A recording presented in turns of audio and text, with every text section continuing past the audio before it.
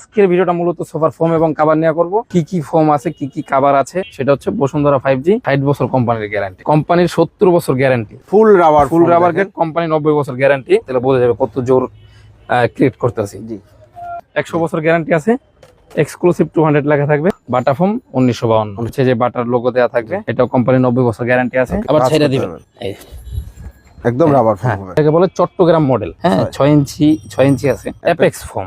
Apex এর কিন্তু curve design খুব হ্যাঁ, সুন্দর এটা হচ্ছে ভাবে আসছে।